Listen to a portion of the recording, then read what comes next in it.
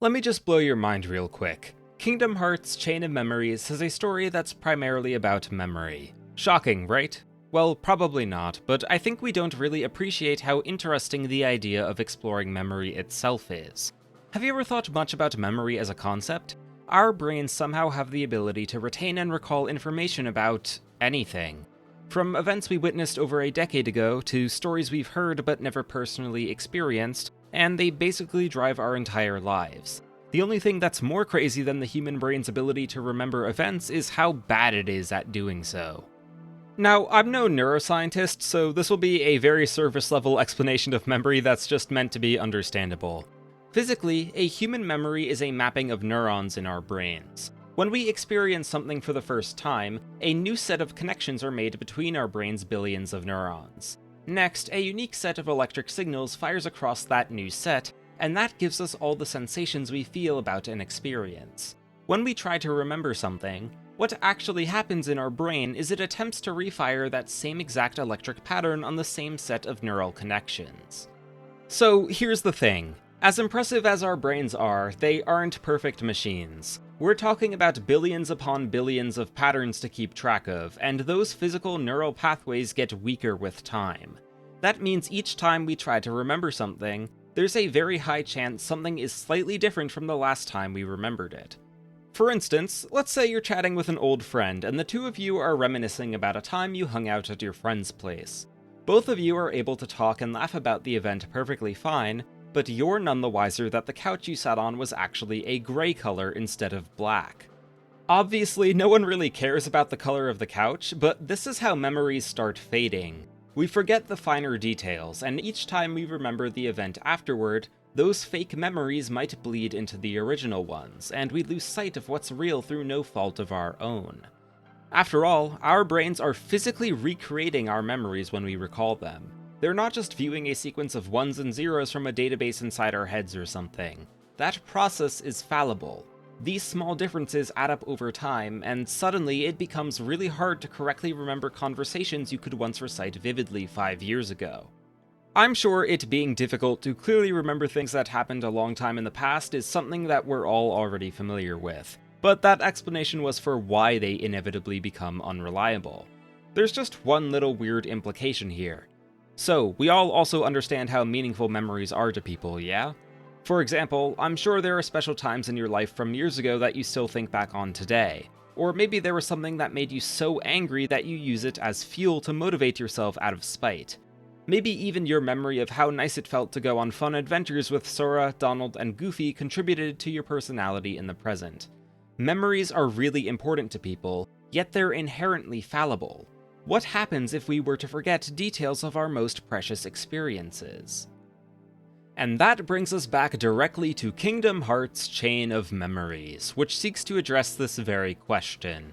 Despite its polarizing gameplay changes from the first game systems, it's got a really cool story that I think has a surprising amount of complexity. The goal today is to critically analyze the game's story. What are its themes and messages, and what tools does it use to communicate them? I've already told you that memory is a big theme of the game, but it explores memory in multiple different ways, and it even tackles some other subject matter less explicitly. Before we truly begin, a few disclaimers. First, we will be spoiling the entirety of Kingdom Hearts Chain of Memories, from the bosses we fight to the ending of the story. In addition, we will be spoiling Kingdom Hearts 1, as this game is a direct sequel. I've actually already made a video on Kingdom Hearts 1 that I'll be referencing here and there, so I recommend you watch that video before this one if you haven't already. I plan on covering all the Kingdom Hearts games eventually, by the way, going in release order and analyzing the overarching story as we go. If you're into that, or just video game story analysis in general, consider subscribing and sticking around. It's free and it really helps out a lot. Finally, Chain of Memories has two versions, the original on the Game Boy Advance and the remake for the PS2 that's now on modern consoles. Since we're focusing on the game's story and won't be spending much time on the gameplay, there's really no need to talk about both versions as their stories are the same. I chose to play the remake because it's what's readily available today and sold in the all-in-one collections. Alright, we're now ready to begin. Welcome to Kingdom Hearts Chain of Memories. I'd like to start by discussing the overall feelings created by the game's setup. To do that, we have to take a look at the beginning. Our adventure begins right after the events of Kingdom Hearts 1. The worlds were saved from Ansem, but Riku and King Mickey were trapped in the realm of darkness, so Sora and company are on a quest to find them again.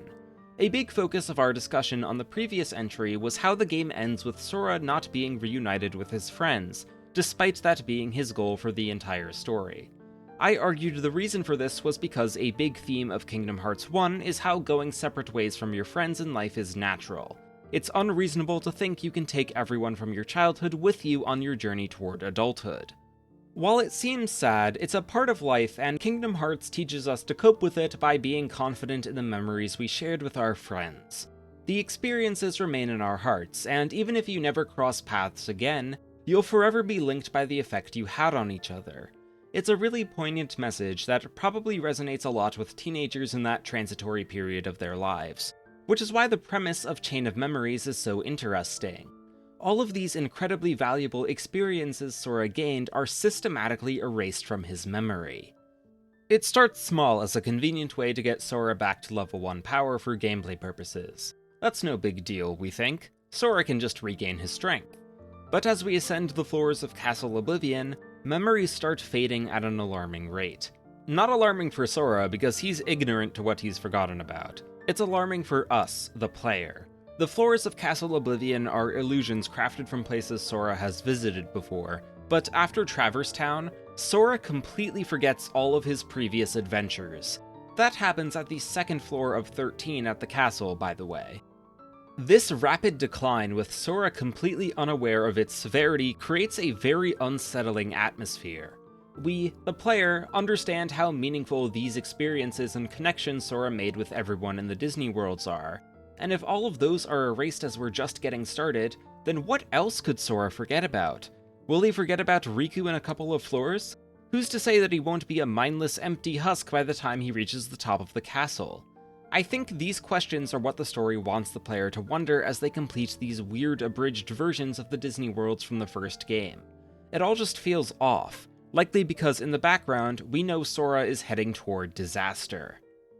Alright, let's get this out of the way now. Obviously, Sora isn't just forgetting everything he cherishes naturally. His memories are actively being tampered with by Naminé, a girl that's being held hostage by the organization.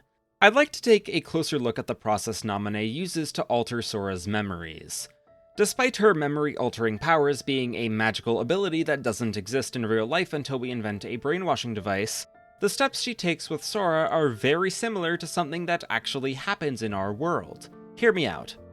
Naminé's goal, or rather the organization's goal that they're forcing Naminé to help with, is to erase Sora's memory of Kairi, right? The organization wants the most important person to Sora to be replaced with Naminé. If they can accomplish that, then since they have Naminé in their captivity, they can essentially blackmail Sora to do whatever they want. Naminé seems to be unable to do this in one fell swoop, though. Sora remembers Kairi perfectly fine for a long while, actually. Instead, Naminé gradually changes Sora's memories surrounding Kairi first. For example, near the start of the game, the party tries to reassure themselves that they won't forget their most important memories because when Sora turned into a Heartless, he didn't forget about his friends. If those memories were able to survive Sora losing his heart, then there's no way they could be messed with, right? That sounds reasonable enough, but Goofy seems to be the only one that remembers that this whole ordeal took place in a castle. Sora sacrificing himself for Kairi is clearly the most important part of that whole memory and what they should all care about. The actual type of building they were in doesn't matter that much, so it doesn't seem like a big deal. But this is how it starts. If one detail is left up to uncertainty, then who's to say if more details aren't completely accurate? It's like the color of the couch from the example at the beginning.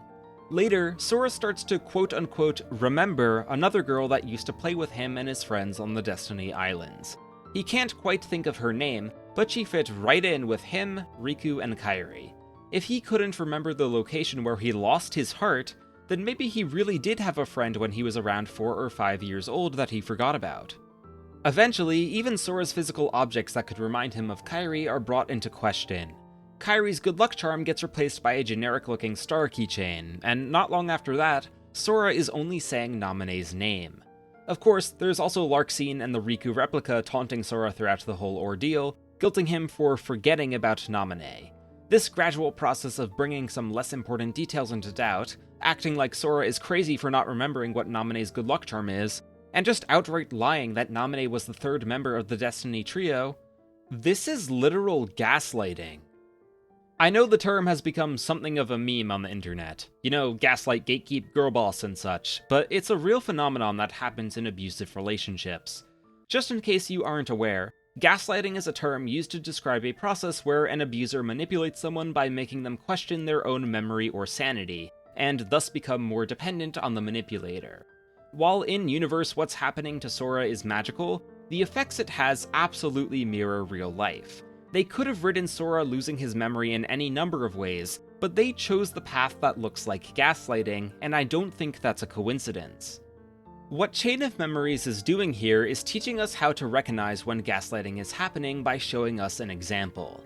Remember in the previous video how I claimed Sora was written as a role model? Well, here he is being a role model again, just in reverse. We're not supposed to take after him in this state, but rather internalize what it looks like to be gaslit. If, in your life, there's a bunch of small details not lining up with what you remember, and there's someone that's making you feel stupid or guilty for not remembering, and suddenly you stop trusting the words of your other friends and family and isolate yourself with the one guilting you, wow, that sounds pretty bad, doesn't it? From an outside perspective, it kind of sounds ridiculous that this could happen to anyone, but that's exactly the point. It's extremely easy to see how it works if we're not in the middle of it. If we are the victim, though, then the inherent fallibility of memory obscures the awful actions. It all comes back to how everyone has this fundamental understanding that memories degrade with time. We forget things. Everyone does. Gaslighters take advantage of this flaw of human memory, because, after all, it's not like we can know with certainty that everything we remember is true if we can't directly observe it. If we have someone that we love or respect confidently asserting that something is true, and even if we're 90% sure it's false, that 10% doubt combined with our trust in that person is going to make us question ourselves. That's a big thematic reason why Replica Riku is involved in the story at all.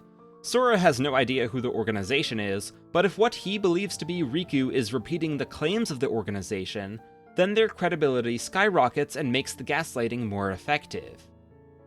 Given that Kingdom Hearts is a series primarily aimed at children and teenagers, I think it's less likely the gaslighting themes are intended to focus on romantic relationships, although pretty much everything applies to them as well. The intention is more likely to be on authority figures, like a parent or teacher, and that's supported by the role of the game's main antagonist in the story. Marluxia is the one behind the whole gaslighting scheme, but he presents himself as an ally to Sora at first. He's actually the one who gives us the combat tutorial and informs Sora of the mechanics of the castle. The interesting part is that all of what he teaches is true. Without Marluxia's early lessons, Sora would have been much worse off. Marluxia just also happens to sprinkle in a nonsense lie about Castle Oblivion being a place where to find is to lose and to lose is to find, so the fake memories of Naminé appear more believable. Marluxia is written as an authority figure that appears to be looking out for Sora, but in reality is abusing him via lying and manipulation. A detail about Sora we established in Kingdom Hearts 1 was that he's a pretty good judge of character. He never got tricked by any of the villains, but unfortunately his streak ends here. While I don't think Sora ever fully trusts Marluxia or the other organization members, he absolutely believes their words about Castle Oblivion. The party recites "to find is to lose and to lose is to find" on their own and use it as a guideline for what to expect. So even if Sora didn't believe Marluxia had his best interests in mind, he actually fell for this lie.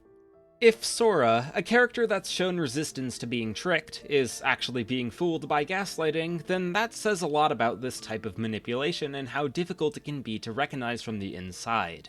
That's why it's extra important for everyone to have some idea of what it looks like, and that's a major goal of Chain of Memories' story. If we have that reference, then there's a much higher chance we'll be able to identify gaslighting if we ever find ourselves in this situation. It's far from the only lesson going on here, though. I'd like to shift gears now and focus on what happens to Sora after he's been thoroughly gaslit.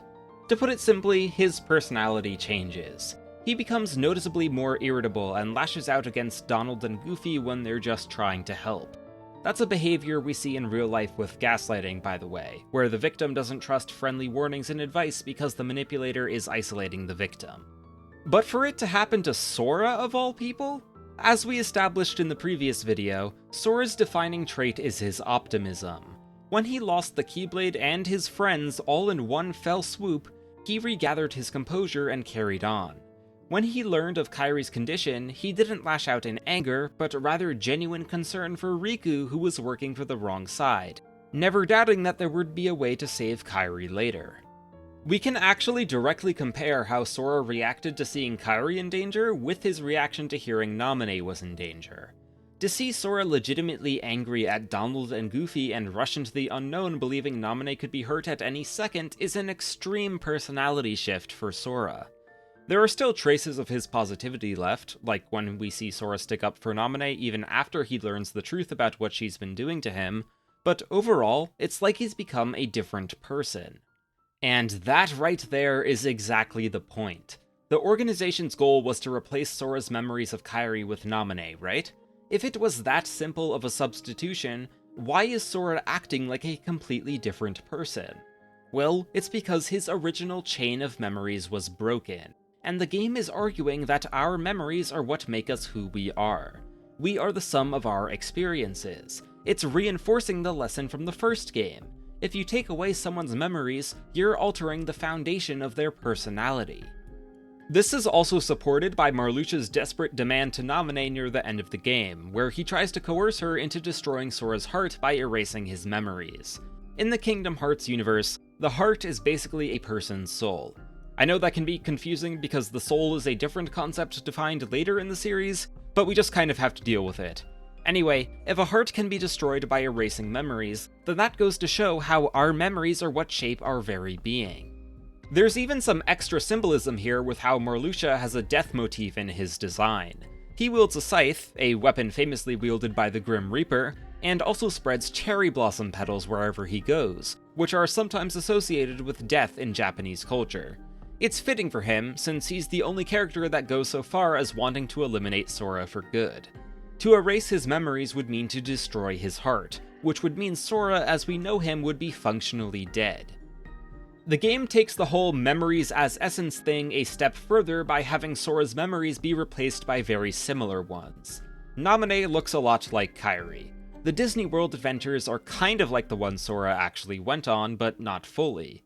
You might then expect that Sora would only act slightly differently, but I, at least, view him as radically changed. That all illustrates how impactful each individual memory is, since even lesser differences have dramatic effects. Now, if that's true, then we run into a problem. If memory is so fallible and degrades with time, while also forming the foundation of our personalities, then what happens as we begin to forget things? Fortunately, this sounds scarier than it actually is, and the game is sure to address the concern by using its namesake. The titular chain of memories is a concept explicitly talked about in the game. It likens memories to being similar to a link of chains, with each memory being connected to another, and Naminé's ability is to break and rearrange these chains. As soon as you sever a connection, you affect everything that comes afterward. However, Naminé herself confirms that she can't completely erase memories. She may be able to shift chains around and insert fake links, but the original memories are still in there somewhere and can be recovered. We know this is true because when Sora is at his most confused and Naminé tells him to think of who is most special to him, a fleeting memory of Kairi goes through his mind. The key idea here is that Naminé told Sora to concentrate on his memory of a feeling. It's different from saying something like, think about who you really grew up with on the islands. Naminé is ensuring Sora's feelings are at the forefront when identifying the person. Despite all of Naminé's tampering to try to become Sora's special person, she can't really erase his true feelings. That's our big takeaway. It's all true. Our memories are unreliable. We forget details with time. Our brains may even make up fake details to fill in the gaps. However, what we can never forget deep down is what those memories made us feel. Those feelings created by our memories are what shape us. The coziness of spending time with family during the holidays. The resentment from someone who didn't believe in you that instilled a desire to prove them wrong. the joy from going on adventures with Sora, Donald, and Goofy. Maybe that's why the strongest Keyblades in the game are Oathkeeper and Oblivion, the Keyblades historically associated with Kairi and Riku respectively. The concept of Chain of Memories also has an alternate meaning. Unfortunately for me, this isn't any groundbreaking insight since it's directly stated by Marluxia. The term is also used to refer to the idea of becoming overly fixated on memories and them serving as prison chains. If we get caught up in the nitty-gritty details, like what color the couch really was, then we lose the forest for the trees. Those specifics of a memory aren't what's important. Honestly, even if a memory is real or not might hold less weight than you think. Sora sure seems to believe that, at least. What's really important at the end of it all is how they make us feel and how we use those emotions to push ourselves forward. So, there you have it. Kingdom Hearts Chain of Memories is about memory at the end of it all. Is it shocking yet? Well, maybe you've gained some extra appreciation for it at least. It explores a lot of different subjects surrounding memory in a way that builds off the themes established in Kingdom Hearts 1, and I'm really glad they decided to take the series in this direction. Although, something feels a little off about what we've discussed. Aside from the depiction of gaslighting, the game really only concentrates on memory in a positive sense. How our memories shape who we are and the importance of remembering our emotions in our hearts. That makes an assumption. That assumes that we're happy with the person we've become, that we want to continue as is. What if that's not the case? What if it's the reverse, and what we really seek is a figurative rebirth? Throughout Kingdom Hearts 1, Riku made the wrong choice nearly every step of the way. He let the darkness into Destiny Islands. He aligned himself with the villains. He was jealous of Sora. It wasn't until the end of the game when he finally recognized Sora's strength, trusted him to take care of Kairi, and sacrificed himself to seal the door to darkness from the inside. Somehow, at some point after the events of Kingdom Hearts 1, Riku ends up in the basement of Castle Oblivion, and once he arrives, he's given a choice.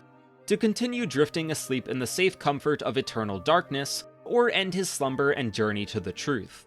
The symbolism here is readily apparent. It's all about what Riku must do to redeem himself for his actions in Kingdom Hearts 1.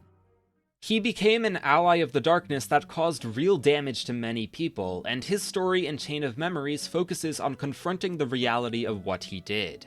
To stay asleep would mean to hide from the consequences of his actions and embrace a life in the darkness alone.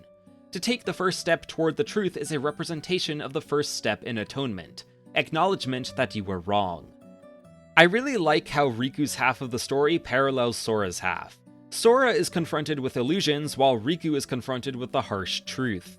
You could even read into how Sora goes from floor 1 to floor 13, starting at a reasonable level above ground, but flying too close to the sun and ending on an unlucky number to represent his shattered state at the end of the game.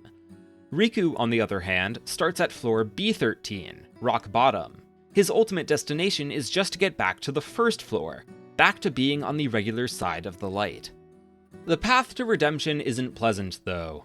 Riku's story is significantly shorter than Sora's, and that's because all the Disney worlds he travels through are empty aside from the heartless and villains he worked with. Riku chose to push everyone away in Kingdom Hearts 1, and his memories reflect that. He didn't make the same kind of connections that Sora did, so in their place is just darkness, the lack of meaningful connection with others. It really gets to Riku, even if he doesn't show it all the time. I'm getting ahead of ourselves a bit, but you can tell just how much it bothers him when he finally meets King Mickey in person near the end. He basically collapses out of relief that he won't be alone forever. Moving on, I think the themes and messages behind Riku's story are fairly easy to understand, so this section is going to be shorter than Sora's, but you might not realize just how ingrained into every aspect of the game they are. Take a look at just the overall structure of his story. Riku is repeatedly faced with temptations of the darkness, from Ansem's reappearance to meddling from the organization and his own replica. The darkness is what Riku already knows. It's the easy choice compared to the light, even if Riku knows the darkness isn't his friend. It's human nature to avoid the unknown.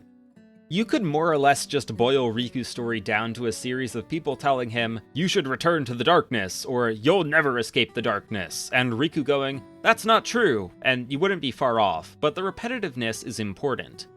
Riku felt darkness before, and so if he wants to truly be reformed, he needs to prove beyond a shadow of a doubt that he won't fall again.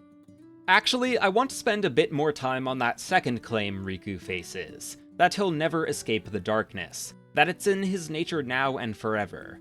And, well, that's technically not wrong. Riku will never be able to undo what he did in the past, just like we can never undo our own mistakes. Darkness isn't something that can just be expelled from someone. Every normal person has at least a little inside of them, so Riku has no choice but to live with it.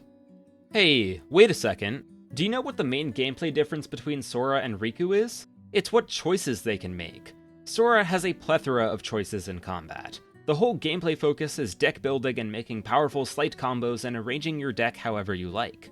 Riku doesn't get any such privilege. He's forced to play with the hand he's dealt in each world.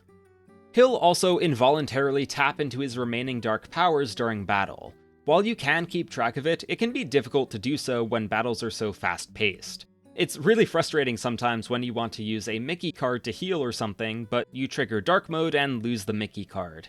This happened to me throughout my playthrough often enough for me to complain about it. Maybe it's a bit of a skill issue, but I do wonder if they purposefully designed the mode in such a way to where it isn't optional to trigger. You just have to deal with it, like Riku does. That said, it's not like Dark Mode is a debuff or anything. It's when Riku is at his most powerful, in fact. The darkness is a weapon for Riku, and without it, he would never have defeated Lexaeus or Zexion. This is probably the most important lesson Riku learns in the game. Rather than hopelessly attempting to erase his past, he should reclaim the darkness on his own terms. Why not use it for good? Symbolically speaking, we can read Riku's positive embrace of darkness while not letting it fully consume him as a metaphor for how he uses his past mistakes to learn and grow stronger as a person. Remembering our negative experiences is just as important as remembering our positive ones. Sometimes there's no better way for us to internalize an important lesson than by messing up. Of course, Riku's mistakes are a bit too large to the point when it would have been better to have never made them at all, so he has some extra work to do to make up for it, but you know what I mean. There's more symbolism going on here to show Riku learning from his past. Remember in Sora's section how Marluxia was the tutorial for him? Guess who the tutorial is for Riku? It's Ansem, the final boss from the last game, and also the final boss of this one, technically. He's literally learning from the most pure manifestation of darkness there is at this point in the series. Some of Ansem's appearances are technically just Diz in disguise, but that doesn't really change how the image of Ansem is still put into a teaching position. I want to emphasize that Riku will always have to walk a fine line with the darkness, given how dangerous it is. Just saying he'll be using it for good isn't sufficient. He needs to actively practice keeping it controlled, otherwise he'll end up like his replica. Replica Riku is the real Riku's ever-present reminder of what he used to be and what he could regress to if he opted to continue walking the path of darkness or ever lost control of himself. It's no coincidence that Replica Riku is always in Riku's dark outfit. Along that line, there's a point in the story where Vexen tells Riku that the replica is a role model for him to take after, and Vexen is actually mostly correct here. The only thing he's wrong about is Riku should really be acting like the opposite of Replica Riku. If he can do that, then he'll be in a great place on his journey to return to the side of the light. Now speaking once again symbolically, we can say this fine line is a representation of how we must also balance being conscious of our past mistakes. The average person shouldn't be living a life constantly thinking about all the ways they went wrong. It's important to reflect, but not dwell, which lines up with how Riku must carefully balance his use of darkness. Alright, there's really no good segue for this, but that's okay because it's probably appropriate to jam this in as awkwardly as it's done in-game. We need to talk about Riku's nose now. Riku, for some reason, likes to talk a lot about how people smell throughout the game. Zexion too, actually. It unfortunately comes across really weirdly in the English translation. I've seen so many of these smell-focused lines in those Kingdom Hearts out-of-context compilations, and I can't blame them. They are pretty funny out of context. I don't know what the Japanese script is like, or even if smells have the same type of connotation as they do in English, but I have a gut feeling something got lost in the language difference here.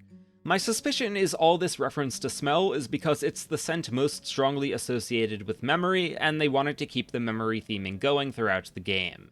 The idea of darkness leaving a permanent stench on someone is strong imagery for how the darkness is just a part of Riku now, though. I don't have anything else to say about it really, but I figured it was worth addressing.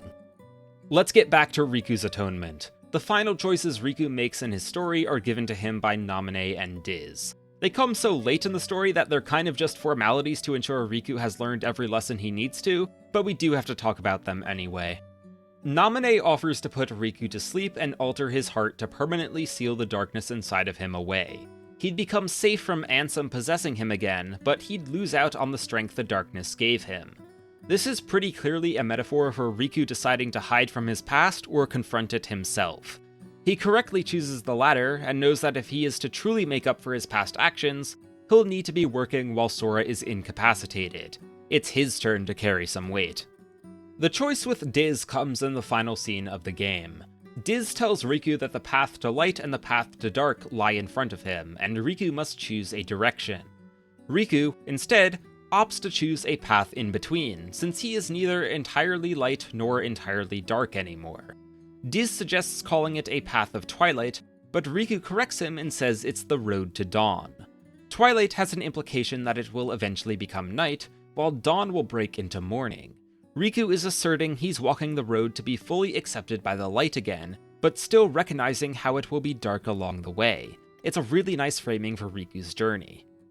What are the big takeaways from Riku's story? I'll reiterate the importance of remembering and learning from our negative experiences, but it also has a really uplifting message about redemption and redefining ourselves. When Riku is at one of his lowest points, Mickey reaches out to him and reassures him that even in the deepest darkness, there will always still be a little bit of light. Symbolically, we can read this as saying that no matter how much we mess up, how deep into despair we fall, there's something that we can do to atone. Riku messed up in his life far beyond the level that the average person likely ever will. If Riku can suck it up, confront his inner demons, recognize he was wrong in the past, and then ultimately use the experience it gave him to help him move forward in a new direction, then surely you can too. If you hate the person you've become today, or maybe you have some really uncomfortable memories of a time you hurt other people, then take after Riku. Accept that it happened in the past. Recognize the harm it caused. Use the knowledge to become a better person. It's never too late to find your road to dawn. We have now finally reached the end. Thank you so much for watching. If you enjoyed the video, please do make sure to leave a like, comment, and subscribe so I can make more videos like these. If you especially liked the video, you can also consider becoming a channel member for just $1 a month. You get a lot of cool perks, like your name appearing in each video's credits, and an exclusive channel in our Discord server that we're currently growing. Link in the description, by the way. These outros are getting pretty long as I start making more things to remind people of, huh? Well, anyway, before we truly end, there are a couple of things I wanted to mention that didn't quite fit anywhere in the script. First, Naminé.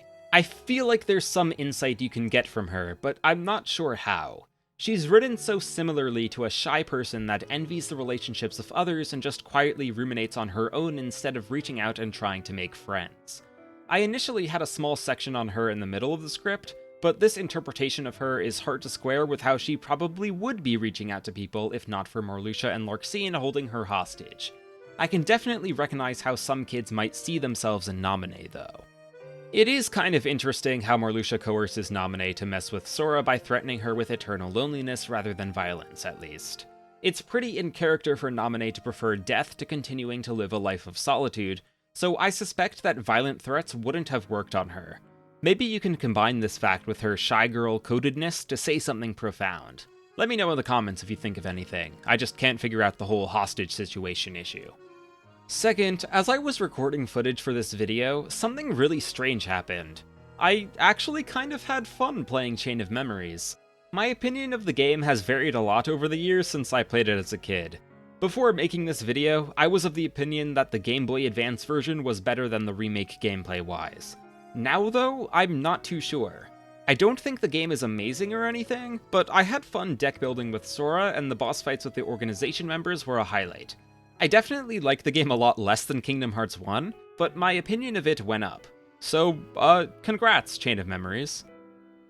Finally, I feel like I'm forgetting something. No, someone important. I could have sworn I had their name memorized, but... ah well, maybe they'll turn up in a blaze of glory in a future video. Alright, that's it for real. Thank you once again for watching, and see you next time.